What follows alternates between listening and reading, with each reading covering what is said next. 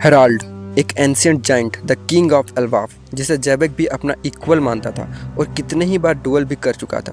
वही जैबेक जिसे हराने के लिए वन पीस के दो legendary character the pirate king Gol D Roger और the hero of the navy Monkey D Garp, इन दोनों को साथ आना पड़ा था और हार्डली मैनेज कर पाए थे कि जैबेक को वो न्यूट्रलाइज कर पाएँ। और ये सब दिखाने के बाद हमें दिखाया जाता है कि लोकी, जो इवन तो बहुत स्ट्रॉन्ग था बट बिना किसी सीरियस फाइट के एक्सपीरियंस के, हेराल्ड को, जो कि इमू के डायरेक्ट कंट्रोल में है, विथ रीजनरेशन कैपेबिलिटी एक ही स्ट्राइक में ख़त्म कर देता है, as if it was nothing for him.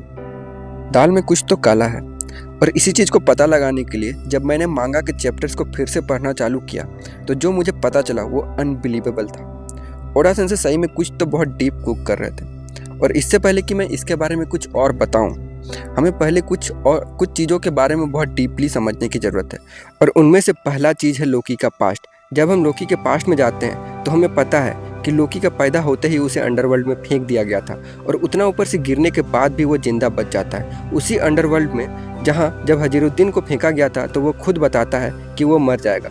फिर उसी बच्चे ने अंडरवर्ल्ड के सारे मॉन्स्टर्स को मार डालता है और वो फिर खुद अपने दोनों हाथों और पैरों से रेंगता हुआ ऊपर आ जाता है। भाई क्या फिजिकल स्ट्रेंथ है, नहीं, पर बात इसकी फिजिकल स्ट्रेंथ की नहीं है। वो तो हमें पता है कि ये बहुत स्ट्रांग है, पर जो क्वेश्चन ये है कि आखिर कैसे एक बच्चा इतना फिजिकली स्ट्रांग हो सकता है। और जैसे कि हमें पता है कि एनिमे में कोई भी चीज़ फालतू की होती नहीं है, उसके पीछे कोई ना कोई रीज़न होता है, तो इसका भी कोई ना कोई रीज़न तो ज़रूर होना चाहिए। दूसरी चीज़ जिसमें मैं एम्फेसाइज करना चाहता हूँ वो इमू और जैबेक का कन्वर्सेशन है, जिसमें जैबेक इमू को बोलता है कि David E Jones the king of the world था, जो सुन के इमू भड़क जाती है और बोलती है वो कोई किंग नहीं था। बट थिंक अबाउट इट, ये लोग इतना ऑब्सेस्ड क्यों हैं द किंग के टाइटल के लिए? आखिर इसका इम्पोर्टेंस क्या है? और थर्ड एंड लास्ट थिंग जो मुझे बॉदर कर रही थी वो है conquerors hockey. Yes, conquerors hockey. हम सबको पता है ये एक बहुत यूनिक पावर है और हमें बहुत बार बताया गया है to conquer Grand Line you need to master it, and ये डेविल फ्रूट पावर से भी ऊपर है। But why is it often referred to as a colour of supreme king? मतलब जब कॉन्करर हाकी नाम इनफ है इसके इम्पोर्टेंस को दिखाने के लिए, फिर क्यों कलर ऑफ सुप्रीम किंग?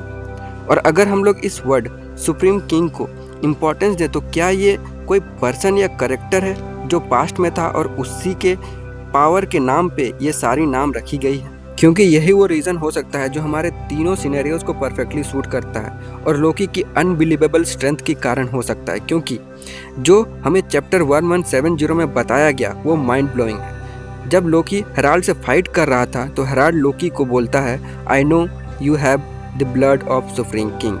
तो अगर कलर ऑफ सुप्रीम किंग अगर पावर है तो सोच के देखो ब्लड ऑफ सुप्रीम किंग क्या हो सकता है। तो भले ही हम लोगों को दिखाया जा रहा हो कि लोकी को डेविल फ्रूट के कारण ही इतनी पावर मिली हो, जो हेराल्ड जैसे कैरेक्टर जो कि इमू के डीप सी कॉन्ट्रैक्ट में होते हुए भी एक स्ट्राइक में ख़त्म हो जाता है, ये बस डेविल फ्रूट की पावर नहीं होनी चाहिए।